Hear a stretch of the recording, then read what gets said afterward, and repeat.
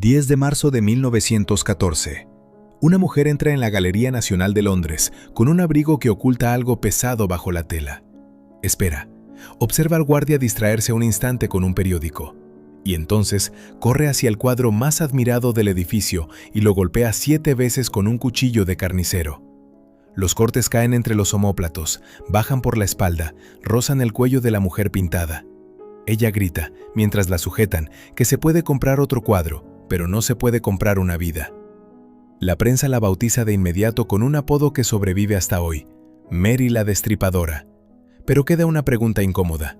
¿Por qué no atacó una escena de guerra, un rey, un santo, una crucifixión? ¿Por qué eligió precisamente una espalda, un espejo y un rostro que nadie logra leer? Vamos a mirarla juntos, despacio, como si nadie nos hubiera contado antes lo que en realidad significa. A primera vista, todo parece resuelto. Una figura femenina reclinada sobre sábanas de seda arrugada, la espalda vuelta hacia nosotros, la piel tratada con una luz casi nacarada. Un cortinaje rojo intenso cae detrás de ella como si cerrara una habitación privada. A los pies de la cama, un niño alado sostiene un espejo con marco negro. En el espejo, un rostro. La lectura parece obvia. Venus, la diosa, se contempla a sí misma. Vanidad femenina, envuelta en terciopelo y mitología. Ese es el cuadro que cree ver casi cualquiera que pasa frente a él sin detenerse. Empieza por el detalle que debería resolverlo todo: el espejo. El rostro reflejado está pintado de forma extrañamente tosca, casi borrosa, una mancha que se resiste a convertirse en cara. Compáralo con la precisión fotográfica de la espalda, y la diferencia es evidente. El niño alado no lleva arco ni flechas, los atributos que casi siempre acompañan a Cupido. En su lugar, cintas de seda rosa enredadas alrededor de sus muñecas, atadas al marco del espejo. Y en la esquina inferior izquierda, el pie de la mujer y la pierna del niño se disuelven en el fondo, pintados con una pincelada líquida, casi inacabada. El cuadro no nos entrega una escena cerrada, nos deja varias grietas por donde empieza a colarse la sospecha. La explicación más repetida sobre este cuadro es que la diosa se admira en el espejo. Es la lectura oficial durante siglos. La explicación habitual suaviza el problema, la geometría no. Si el espectador ve el rostro de Venus reflejado de frente y ella está recostada de lado, entonces, por pura geometría, Venus no puede estar viendo su propio reflejo. Es físicamente imposible. Este fenómeno tiene nombre desde el año 2003. El investigador Marco Bertamini lo llamó el efecto Venus. Los cálculos son claros. La mirada de la diosa no apunta hacia el espejo que sostiene el niño. Apunta hacia quien está de pie frente al lienzo, hacia nosotros. Ella los veía llegar. Detente en esa idea, porque cambia el resto de la historia. Durante 300 años, hombres poderosos se pararon frente a esta pintura, creyendo que espiaban en silencio a una mujer desnuda que no sabía que la observaban. Y era al revés. Todavía nadie la había herido con un cuchillo, pero ya la habían tratado, desde el primer día, como algo que debía ocultarse, elevarse, encerrarse o mirarse a escondidas. Retrocedamos, porque para entender por qué Diego Velázquez pintó algo tan arriesgado, hay que entender dónde estaba parado cuando lo hizo. Entre 1647 y 1651, Velázquez ya era el pintor principal de la corte de Felipe IV, el hombre que organizaba literalmente los aposentos del palacio. Viaja a Italia por segunda vez, con la excusa oficial de comprar cuadros venecianos y encargar moldes de esculturas antiguas. En Roma respira algo que en Madrid no existe: distancia de la censura religiosa, distancia de la vigilancia constante de la Inquisición. Y en esa distancia, un hombre de cerca de 50 años inicia una relación secreta con una mujer romana llamada Flaminia Triunfi. Nace un hijo, Antonio, fuera del matrimonio. Cuando el rey ordena su regreso, Velázquez deja Italia para siempre. Nunca vuelve a ver a esa mujer ni a ese niño. Hay una hipótesis que circula entre investigadores del periodo italiano de Velázquez, que Flaminia Triunfi pudo haber sido la modelo de esta Venus. No hay documento que lo pruebe. Pero esa versión coincide, de manera casi incómoda, con un dato que sí está confirmado en el propio lienzo, y del que hablaremos más adelante. Velázquez no solo pintó un rostro borroso desde el principio. Primero pareció acercarse a un rostro reconocible, y después, con su propia mano, lo retiró. Esa coincidencia no resuelve el misterio, lo vuelve más inquietante. Mientras Velázquez pintaba este himno a la belleza privada, el mundo alrededor se desmoronaba. En 1648 terminaba la Guerra de los 30 años, dejando a la dinastía Habsburgo debilitada para siempre. España perdía territorios, la economía se hundía, la peste regresaba en oleadas. Y dentro del país, la contrarreforma vigilaba cada gesto, cada libro, cada cuerpo representado en un lienzo. La pintura no comenta esta crisis de manera directa, la comenta por ausencia total. Mientras el imperio se caía a pedazos, la aristocracia encargaba escenas de placer, cuerpos desnudos, mitología pagana, encerrados en habitaciones que nadie más podía ver. Porque eso es exactamente lo que era este cuadro, un objeto de habitación secreta. Las llamadas salas reservadas de los palacios españoles.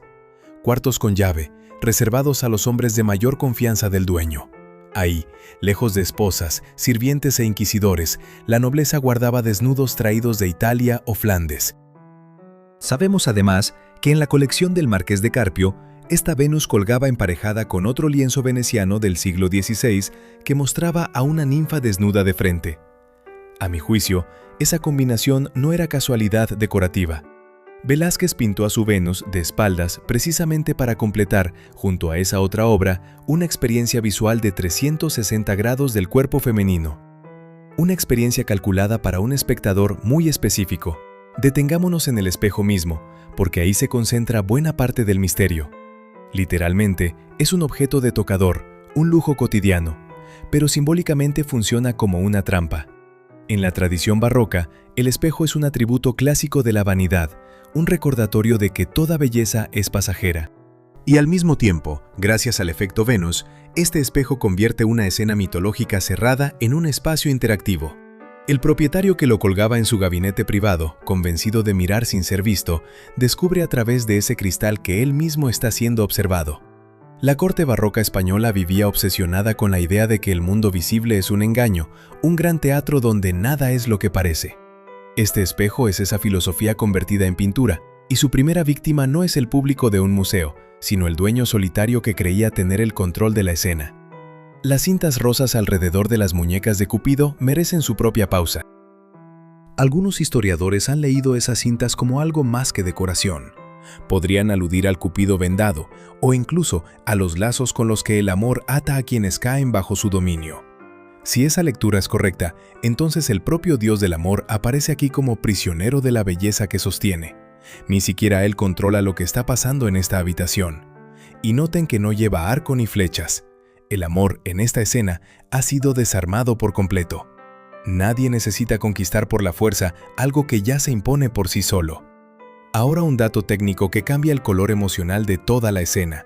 Los análisis técnicos indican que la sábana sobre la que reposa Venus no fue concebida como el gris apagado que vemos hoy, sino como un tono mucho más cercano al púrpura, casi morado real.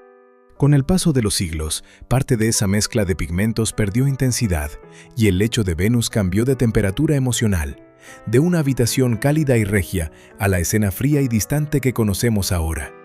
Lo que llamamos el color original de este cuadro, en realidad, desapareció hace mucho tiempo. Estamos mirando el fantasma de un color. Durante mucho tiempo se pensó que el Marqués de Carpio, un coleccionista de reputación libertina, había encargado directamente esta obra. Pero en el año 2001, el historiador Ángel Aterido publicó datos que reescribieron la historia. El primer propietario documentado no fue ningún noble, sino un marchante madrileño llamado Domingo Guerra Coronel. En su inventario, tras su fallecimiento en 1651, el cuadro aparece descrito simplemente como una mujer desnuda, sin mencionar siquiera el nombre de Velázquez. Probablemente para esconder que el pintor oficial de la corte participaba en un género prohibido. Desde ese primer inventario, la Venus no entra en la historia como una obra pública, sino como una cosa que se traspasa en privado. Primero pasa al círculo del Marqués de Carpio, luego a la casa de Alba, donde vivió y, según cuentan algunos, sufrió la legendaria duquesa. Después a Manuel Godoy, que no la cuelga en una sala cualquiera, sino junto a la maja desnuda de Goya, en uno de los gabinetes más reservados de España. Y cuando la política española se derrumba bajo Napoleón, el cuadro cruza el mar y termina en Inglaterra, comprado por 500 libras por John Morritt para su finca de Rokeby Park en Yorkshire. De ahí viene su nombre. Morritt admiraba la pintura, pero la moral victoriana lo obligó a colgarla muy por encima de la chimenea, casi rozando el techo, para que, según sus propias palabras, las damas pudieran apartar la vista sin esfuerzo. 250 años de ocultamiento casi ininterrumpido, primero por miedo a la Inquisición, después por pudor victoriano. Para que Mary Richardson pudiera atacarla algún día, primero la pintura tenía que dejar de ser secreta. Y eso ocurre en 1906, cuando coleccionistas extranjeros intentan comprarla y estalla en Gran Bretaña una campaña nacional para impedirlo. Se reúnen 45.000 libras, una cifra descomunal para la época, y el propio rey Eduardo VII aporta en secreto el dinero que faltaba. La Venus deja de ser un objeto privado y se convierte, de la noche a la mañana, en símbolo de orgullo nacional británico. Y es justo ese cambio de estatus, de secreto encerrado a ícono público, el que enciende la mecha que explota en 1914. Aquí conviene señalar algo que la propia institución nunca resolvió del todo. La versión oficial, sostenida durante décadas por la galería, es que Venus mira a la vez a su propio reflejo y al espectador, una especie de mirada doble y conveniente. Es una lectura cómoda. Pero físicos y psicólogos de la percepción, entre ellos el propio Bertamini, han demostrado que esa doble mirada simultánea es ópticamente imposible bajo el ángulo pintado. La institución prefiere sostener una ilusión psicológica antes que admitir la contradicción matemática que ella misma expone. Y frente a esa lectura oficial existe otra, radicalmente distinta. La historiadora Linda Near sostiene que este cuadro es un ejemplo extremo de objetificación. Una mujer sin rostro, sin identidad, sin siquiera el control de sostener su propio espejo, reducida a satisfacer una mirada masculina que se cree impune. Dos lecturas, la misma pintura. Belleza absoluta para unos, instrumento de dominación para otros. Y ninguna de las dos logra cerrar del todo el enigma. Porque hay algo más, algo que ni el análisis técnico ni la teoría feminista terminan de explicar. Escáneres de infrarrojos y radiografías de la Galería Nacional revelaron que Velázquez cambió el cuadro mientras lo pintaba. Originalmente, la cabeza de Venus estaba girada mucho más hacia la izquierda, lo suficiente como para que en el espejo se distinguiera el perfil de su nariz, un rostro identificable. El pintor lo tapó, bajó la cabeza del modelo y convirtió ese perfil en la mancha borrosa que vemos hoy. No fue un accidente de juventud ni una limitación técnica. Fue una decisión tomada sobre el propio lienzo, a mitad de proceso, para borrar deliberadamente una identidad que en algún momento estuvo ahí, visible, reconocible, y que alguien decidió hacer desaparecer. A esto se suma un segundo dato técnico, menos citado que el anterior.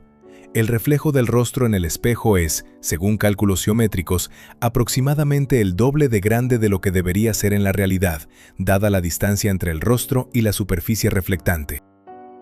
Velázquez, que entendía la perspectiva mejor que casi cualquier pintor de su siglo, distorsionó conscientemente las leyes de la óptica para que ese rostro dominara la composición. Quiso que lo viéramos, y al mismo tiempo lo dejó irreconocible, como si insistiera en mostrarnos algo que, deliberadamente, nunca podremos identificar del todo. Pero antes de seguir, hay una pausa obligatoria, una que había dejado para el final a propósito. Cuando Mary Richardson hundió su cuchillo en este lienzo, no atacaba solamente una superficie de óleo. Ella misma explicó después su razonamiento, que los hombres se quedaban mirando ese cuerpo durante horas, día tras día, mientras el gobierno destruía, según sus palabras, a la mujer más hermosa de la política contemporánea, en referencia a la líder sufragista encarcelada Emmeline Pankhurst. Richardson comparó explícitamente a una mujer pintada, adorada y protegida con dinero público, frente a mujeres reales encarceladas y maltratadas por reclamar derechos básicos. 7 cortes, entre los omóplatos, por la espalda, cerca del cuello. Las mismas zonas del cuerpo que, un siglo antes, Velázquez había cubierto con la pincelada más luminosa y perfecta de toda su carrera. El restaurador consiguió coser y retocar esos cortes con tal precisión que hoy solo son visibles bajo una luz lateral muy específica, de pie frente al original. Son cicatrices literales, escondidas dentro de la piel pintada de la propia diosa. Y aquí está, quizás, la conexión más incómoda de toda esta historia. El cuerpo que generaciones de hombres contemplaron como objeto de placer terminó marcado, físicamente, por la furia de una mujer que se negó a seguir siendo mirada en silencio. Una investigadora contemporánea, Robin Epstein, propuso en 2019 una lectura todavía más provocadora. Apoyándose en teoría semiótica, sostiene que Richardson no cometió un acto de vandalismo, sino lo que ella llama un acto de semioclasmo. No atacó un objeto de tela y pintura, sino un signo cultural del patriarcado. Bajo esa lectura, aquellos 7 cortes no destruyeron la obra, la transformaron. Ya no es solamente Venus, es también el monumento involuntario a la furia de una mujer contra siglos de objetificación. Las cicatrices restauradas, dice Epstein, forman ya parte inseparable del mensaje actual del cuadro. Y aquí la historia se vuelve más incómoda todavía. Richardson no cabe del todo en el papel de heroína. En los años 30 se convirtió en líder del ala femenina de un movimiento fascista británico, marchando en uniforme y saludando con el brazo en alto. La mujer que atacó un símbolo de opresión masculina terminó defendiendo una ideología basada en otra forma de opresión absoluta. La historia, aquí, se niega a ofrecer un final limpio para nadie. Y la pintura sigue provocando reacciones. El 6 de noviembre de 2023, 2 activistas de un movimiento climático radical rompieron el cristal protector con martillos de rescate, citando explícitamente el gesto de Richardson. El lienzo, protegido por el vidrio y una capa de barniz, sufrió apenas daños menores y volvió a exhibirse un mes después. Más de un siglo después del primer ataque, esta Venus sigue funcionando como campo de batalla simbólico para causas que, en apariencia, no tienen nada que ver entre sí. Quizás por eso esta pintura nunca deja de incomodar. Plantea una pregunta que ninguna interpretación resuelve del todo. ¿Quién ejerce el verdadero poder? ¿El que observa o el que es observado? Una sociedad puede pagar 45,000 libras para proteger a una mujer pintada, tratarla como tesoro nacional y al mismo tiempo encarcelar, silenciar y castigar a las mujeres reales que caminan fuera del marco dorado. Esa contradicción no pertenece solo al siglo XVII español ni a la Inglaterra victoriana. Sigue viva cada vez que alguien se para frente a este lienzo. Lo único que jamás vamos a resolver es la identidad de la mujer que prestó su cuerpo para este cuadro. La censura inquisitorial española garantizó que cualquier documento capaz de vincular a una mujer real, viva, con la creación de un desnudo de tamaño natural, fuera destruido o directamente nunca redactado. Puede que haya sido Flaminia Triunfi, la amante romana que Velázquez dejó atrás para siempre. Puede que haya sido una cortesana anónima cuyo nombre nadie se molestó en anotar. Nunca lo sabremos con certeza, y en cierto modo, ese vacío es también parte del cuadro. Un rostro borrado protegiendo, quizás para siempre, a una mujer real de la que solo queda una espalda. La diosa sigue ahí, en la National Gallery de Londres, con su rostro imposible de leer y sus cicatrices ocultas bajo la luz correcta. Si al principio parecía que mirábamos una espalda, al final queda una posibilidad más inquietante. Quizá Velázquez no pintó a una mujer sorprendida por nuestra mirada. Quizá pintó el instante exacto en que nuestra propia mirada queda atrapada dentro del cuadro. Entonces, cuando sales de la sala, ¿qué permanece contigo? ¿El cuerpo que creíste mirar o la sospecha de haber sido visto?